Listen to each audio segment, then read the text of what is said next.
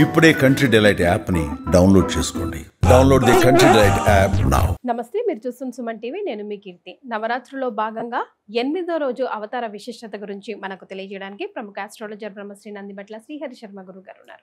నమస్తే గురుగారు. వాగర్థావివ సంపృక్తౌ వాగర్థ ప్రతిపత్తయే జగతః పితరౌ వందే పార్వతీ పరమేశ్వరౌ. ఆదిత్యాయ చ సోమాయ మంగళాయ బుధాయ చ గురు శుక్ర శనిభ్యశ్చ రాహవే కేతవే నమః. శృంగేరి జగద్గురు పీఠాధిపతులకి కంచి పీఠాధిపతులకి నమస్కారములు తెలియజేసుకుంటూ కార్యక్రమాన్ని ప్రారంభిద్దాం. గురుగారు, 8వ అవతారం విశిష్టత గురించి తెలియజేస్తారా? శరన్నవరాత్రులలో భాగంగా అమ్మవారిని ఈరోజు సరస్వతి రూపంలో మనం కొలుచుకుంటుంటాం. సరస్వతి అంటే ఈ రోజున అమ్మవారి నక్షత్రమైనటువంటి మూలా నక్షత్రం ఉండడం, చదువుల తల్లి మన సరస్వతిగా కొలుచుకుంటాం. మనం సైన్స్ పరంగా ఆలోచిస్తే, వైజ్ఞానికంగా ఆలోచిస్తే, సృష్టికి అంటే బ్రహ్మదేవుడు సృష్టించింది ఈ నక్షత్రంలోనే. ఒక మూలా నక్షత్రంలో సృష్టికి మూలం ఇక్కడే జరిగింది కాబట్టి ఇది మూలా నక్షత్ర మండలంలో మూలా నక్షత్రం అయి ఉన్నది సైన్స్ పరంగా ఆలోచిస్తే. కాబట్టి చాలామంది వీక్షించే ప్రేక్షకుల్లో కూడా ఇప్పటికీ ఒక పిచ్చి అభిప్రాయం ఉంది. మూలా నక్షత్రంలో పుట్టిన అమ్మాయిని చేసుకుంటే మామకి గండం అని, ఇంట్లో ఎవరైనా తాతగారు చనిపోతారని. అయితే దానికి సరైన వివరణ అనేటువంటిది తెలుసుకోలేకుండా చాలామంది ఈరోజు ఈ మూలా నక్షత్రం మీద అపోహపడుతున్నారు. ఎప్పుడు గండం అని చెప్పి, ఎందుకంటే వీక్షించే ప్రేక్షకుల్లో ఈ మూలా నక్షత్రం మీద ఉండేటువంటి దురభిప్రాయం పోవాలి. తొలగిపోవడం కోసం చెప్పట్లేదు, వాస్తవాన్ని చెప్తున్నానమ్మా. మొట్టమొదటి ఘడియ మూలా నక్షత్రం ప్రవేశం చేయగానే మొట్టమొదటి ముహూర్త కాలం అంటే 24 నిమిషాల్లో ఉండాలి.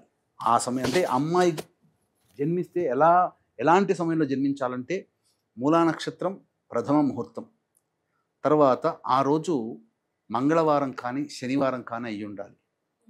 ఆ రోజు వరియాన్ యోగము కానీ, వ్యాఘాత యోగము కానీ, గండ యోగం ఇలాంటి దుష్ట యోగములు ఉండాలి. భద్రాకరణము లాంటి ఉండాలి. ఇలాంటివన్నీ కలిసి ఉండి ఆ రోజున యమగండము కానీ, రాహుకాలము కానీ, వర్జ్యము కానీ, దుర్ముహూర్తము కానీ ఆ సమయంలో నడుస్తూ ఉండాలి. ఇవన్నీ కలిసినప్పుడు మాత్రమే ఇలా దోషంగా చెప్పబడి ఉంది. ఇవన్నీ ఈక్వేషన్స్ కలవాలంటే వందల వేల సంవత్సరాలకు ఒక్కసారి అట్లా వస్తుంది తప్ప ప్రతి మూలా నక్షత్రం ప్రతి నెల వస్తుంది. అంత మాత్రం చేత మూలా నక్షత్రంలో పుట్టిన అమ్మాయిని చేసుకున్న వాళ్ళందరికీ మామగారు పోతారని ఎక్కడైనా ఉందా? అట్లంటే మొత్తం భారతదేశం మొత్తంలోనే ఒక 3 కోట్ల మంది జనాభా ఉంటారు మూలా నక్షత్రంలో ఇంచుమించు. ఈ 3 కోట్ల మంది పెళ్లి చేసుకున్న అమ్మాయిలకి మామగారులు పోతారా? పుట్టగానే తాతగారులు పోతారా? ఎవరు ఏ వ్యక్తి ఆయుష్ని ఎవరు తీయరు. కాకపోతే ఇలాంటివి చెప్పబడిందే తప్ప అన్ని విషయాల్లో కాదమ్మా. మూలా నక్షత్రంలో జన్మించడం అనేటువంటిది సాక్షాత్తు సరస్వతీదేవి యొక్క అవతారం. అందుకనే ఈ రోజున వీక్షించే ప్రేక్షకుల్లో చాలామంది అనేక దేవాలయాలకు వెళ్ళి, అమ్మవారి దేవాలయాలకు వెళ్ళి తమ పిల్లలకి అక్షరాభ్యాసం చేస్తారు. ఈ అమ్మవారి యొక్క అనుగ్రహం వల్ల కలిగేది ఏంటంటే జ్ఞానము కలుగుతుంది. జ్ఞానం అంటే ఏంటి? విద్యా బుద్ధి అంటే ఏంటి? కేవలం చిన్నపిల్లలకే కాదమ్మా, మనకి కూడా అవసరమే జ్ఞానం. ఏ సమయానికి ఎలా పని చేయాలి, ఏ సమయానికి ఎలాంటి నిర్ణయం తీసుకోవాలి, ఏ సమయానికి ఎలా మనం ఇతరులతో బిహేవ్ చేయాలి అనేదంతా కూడా మన జ్ఞానమే.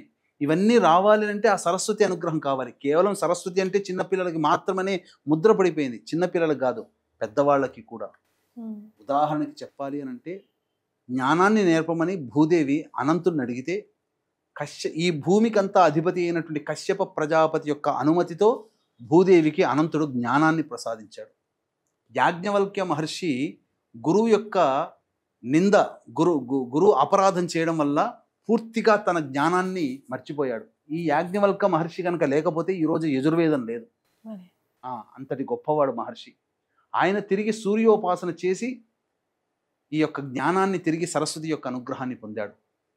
వేదవ్యాసుడు మహాభారతాన్ని, అష్టాదశ పురాణాలని రచించాలి అని అంటే ఆయనకు కూడా జ్ఞానం ఉండాలి కదా. అంటే మహర్షికి జ్ఞానం లేదని కాదు, ఎలా పద విభాగం చేయాలి, వేదాలను ఎలా విభజించాలి, మహాభారతాన్ని ఎలా రచించాలి అని అన్నప్పుడు ఆ సరస్వతి అనుగ్రహం కోసం మన నిజామాబాద్లో ఉన్నటువంటి బాసర క్షేత్రానికి వచ్చి తపస్సు చేసి అమ్మవారి యొక్క అనుగ్రహాన్ని పొంది తదనంతరం మహాభారతం, అష్టాదశ పురాణాలు, వేదము రాశిగా ఉన్నటువంటి 4 వేదాలుగా విభజించడం కేవలం అతనికి కలిగినటువంటి జ్ఞానం వల్ల కలిగింది.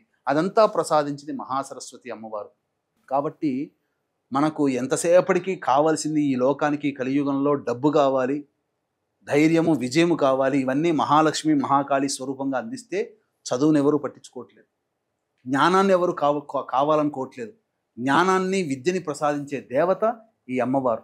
కాబట్టి ఈ అమ్మవారిని ఈ రోజున ఎవరైతే చక్కగా అమ్మవారిని ఆరాధన చేస్తారో చదువుతో పాటుగా వివేకము, జ్ఞానము, విజ్ఞానము, తెలివితేటలు అన్నీ కూడా ఈ అమ్మవారి యొక్క అనుగ్రహం వల్ల కలుగుతాయి. కాబట్టి వీక్షించేటువంటి ప్రేక్షకులు కూడా చక్కగా ఈ అమ్మవారిని ఈ రోజున జపించాల్సినటువంటిది ఓం వాగీశ్వర్యై చ విద్మహే బ్రహ్మపత్న్యై చ ధీమహి తన్నో వాణీ ప్రచోదయాత్, లేదా ఓం మహాసరస్వత్యై నమః, లేదా ఈ మంత్రంతోనే ఈ అమ్మవారి యొక్క అనుగ్రహంతోనే మన కుమ్మరివాడిగా జన్మించి గొర్రెల కాపరివాడిగా జన్మించినటువంటి కాళిదాసు అమ్మవారి అనుగ్రహం చేత మహాకవి కాళిదాసుగా వెళ్ళాడు. ఆయన ఏం జ్యోతిష్యం నేర్చుకోలేదు, కానీ ఈ రోజున జ్యోతిష్య పండితులకి మహాకాళిదాసు విరచితమైనటువంటి ఉత్తర కాలామృత గ్రంథం అనేది కూడా లభించిందనంటే ఆ కాళిదాసు వాక్కు నుంచి వచ్చిందనంటే కేవలం ఎక్కడి నుంచి వచ్చింది? ఐం అనే బీజాన్ని పఠించడం ద్వారా. ఇప్పటికీ ఉజ్జయిని ప్రాంతంలో ఉన్నటువంటి కాళేశ్వరుని యొక్క దివ్య సన్నిధిలో కూడా ఆ అమ్మవారి యొక్క విగ్రహం, అష్టాదశి శక్తిపీఠాలలో భాగంగా ఆ అమ్మవారు ఉంది. కాబట్టి ఐం బీజం అనేటువంటిది మహా సంబంధించినటువంటి జ్ఞానాన్ని, మేధస్సునిస్తుంది. ఎవరి పిల్లలకైతే మేధస్సు పనిచేయదో, అన్ని చదివింది గుర్తు ఉండదో అటువంటి వాళ్ళందరూ ఈ అమ్మవారి నామాన్ని వాగీశ్వరి అయి నమః అనే నామాన్ని 1008 సార్లు ఈరోజు జపం చేయాలి. అమ్మవారి యొక్క అనుగ్రహ ప్రభావం చేతనే తెనాలి రామకృష్ణుడు అష్టదిగ్గజాలలో భాగంగా కృష్ణదేవరాయల యొక్క సంస్థానంలో ఒకడై ఉన్నాడు. ఆ తెలివితేటలు అన్నీ ఎక్కడి నుంచి వచ్చాయి? అమ్మవారు ఈ స్వరూపంగా. అంటే ఏ దేవిని కొలిచినా అమ్మవారు ప్రత్యక్షమైంది మాత్రం సరస్వతి స్వరూపముగా తెనాలి రామకృష్ణుల వారికి, కాళిదాస మహామునుల వారికి లభించి, మహాకవి వారికి లభించి తద్వారా సరస్వతి రూపంలో దర్శనమిచ్చింది. వాళ్ళు పూజించింది మాత్రం అమ్మవారినే, కానీ అమ్మవారు అనుగ్రహించింది మాత్రం సరస్వతి రూపంలో అనుగ్రహించింది. కాబట్టి మనం అందుకనే నవరాత్రుల్లో కేవలం ప్రధానంగా అమ్మవారిని మనం శక్తి స్వరూపముగా, దుర్గా స్వరూపముగా భావించుకుంటూ పూజ చేస్తే అందులో ఏ రూపంలో ఏ విధంగా ఎవరికి ఎలా అనుగ్రహిస్తుందో తెలియదు. కాబట్టి 9 విధాలుగా 9 విధాలైనటువంటి అమ్మవారి రూపంలో, అమ్మవారి అలంకరణలతో, అమ్మవారి నామాలతో 9 రోజుల పాటు పూజ చేసుకొని మనం తరిస్తాం.